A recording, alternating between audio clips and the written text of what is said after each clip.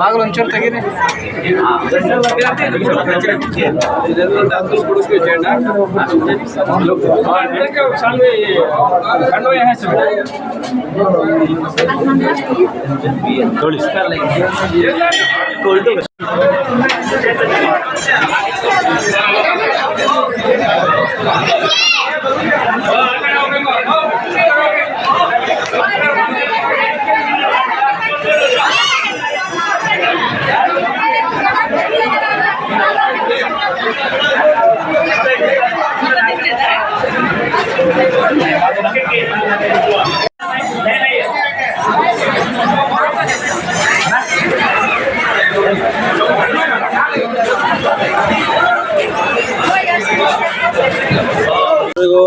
ನಮಸ್ಕಾರ.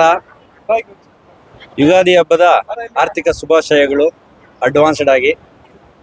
ಆ ಭಗವಂತ ನಮಗೆ ಈ ಆಂಜನೇಯ ಸ್ವಾಮಿ ಸನ್ನದಿಯಲ್ಲಿ ನಮ್ಮ ಒಂದು ಕೋರಿಕೆ ಏನು ಅಂದರೆ, ಈಗ ಹಳೆ ಕಹಿ ನೆನಪುಗಳೆಲ್ಲ ಈಗ ಕೆಳಗಡೆ ಉದುರೋಗ್ತಾ ಇದೆ. ಹೊಸ ಚಿಗುರು ಈಗ ಬರ್ತಾ ಇದೆ.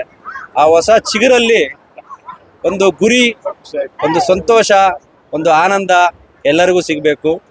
ಮೊದಲನೇದಾಗಿ ನಮ್ಮ ರೈತ ಬಾಂಧವರಿಗೆ ಈ ವರ್ಷ ಎಲ್ಲ ತುಂಬ ಒಳ್ಳೆ ಮಳೆ ಬೆಳೆ ಆಗಬೇಕು, ಅದು ಮೊದಲನೇದು. ಎರಡನೇದು, ಮತ್ತೆ ಪುನಃ ಇಲ್ಲಿ ಸಣ್ಣ ವ್ಯಾಪಾರಸ್ಥರಿದ್ದಾರೆ, ದೊಡ್ಡ ವ್ಯಾಪಾರಸ್ಥರಿದ್ದಾರೆ, ಉದ್ಯಮಿಗಳಿದ್ದಾರೆ. ಈ ವರ್ಷ ಎಲ್ಲ ಚೆನ್ನಾಗಿ ಆಗಿ ಅವರೆಲ್ಲ ಏನು ಹೇಳಬೇಕು ಅಂತ ಹೇಳಿದ್ರೆ ಒಂಥರ ಉದ್ಭವ ಆಗಬೇಕು.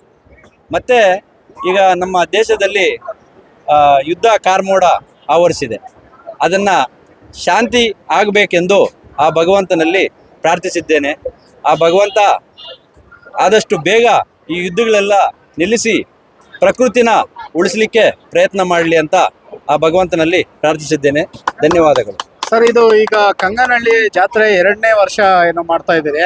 ಈಗ ಎಷ್ಟು ಸಾವಿರ ಜನಕ್ಕೆ ಇಲ್ಲಿ ಆಯೋಜನೆ ಮಾಡ್ಕೊಂಡಿದ್ದೀರಿ ಸರ್?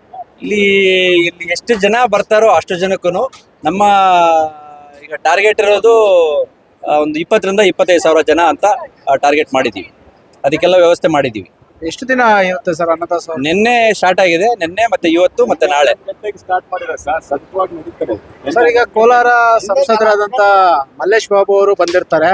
ಸುದೀರ್ಘವಾಗಿ ಮಾತಾಡ್ತಾ ಇದ್ರಿ, ಏನೆಲ್ಲ ಚರ್ಚೆ ಆಯ್ತು ಸರ್? ಏನಾದರೂ ಬೇರೆ ರಾಜಕಾರಣವಾಗಿ ಏನಾದರೂ ಹಳೆ ಸಂಬಂಧ ಅವ್ರ ಅಪ್ಪನವ್ರದ್ದು ಬಹಳ ಕೊಡುಗೆ, ಅಪ್ಪ ಅಮ್ಮಂದು ಬಹಳ ಕೊಡುಗೆ ಇತ್ತು ಸರ್ ನಮ್ಮ ಚಿಕ್ಕಮಗಳೂರು ತಾಲೂಕಿಗೆ. ಅದರಿಂದ ಸ್ಟೇ ಇತ್ತು ನಮಗೂ. ಇವಾಗ ನಮ್ಮ ಲೋಕಸಭೆಗೆ ನಮ್ಮ ಚಿಕ್ಕಮಗಳೂರು ತಾಲೂಕಿಗೆ ಅವ್ರದ್ದೇ ಕೊಡುಗೆ ಇದೆ ಸರ್. ಮತ್ತೆ ಈಗ ಮುಂದೆ ಇನ್ನೇನು ಗ್ರಾಮ ಪಂಚಾಯತಿಗಳು ಚುನಾವಣೆ ಹತ್ರದಲ್ಲಿದೆ, ಟಿಪಿಗಳೆಲ್ಲ ಹತ್ರದಲ್ಲಿದೆ. ನಿಮ್ಮ ಕಡೆಯಿಂದ ಯಾರಾದರೂ ಅಭ್ಯರ್ಥಿಗಳು ನಿಲ್ಲಿಸುವಂತಹ ಚಾನ್ಸಸ್ ಇದೆಯಾ ಸರ್? ಅಬ್ಸಲ್ಯೂಟ್ಲಿ ನಾವು ನಿಲ್ಲಿಸ್ತೀವಿ, ಗೆಲ್ಸ್ಕೊಂಡ್ ಬರ್ತೀವಿ. ಅದನ್ನ ನಿಮಗೆ ಶಾರ್ಟ್ಲಿ ಡಿಸ್ಕ್ಲೋಸ್ ಮಾಡ್ತೀವಿ.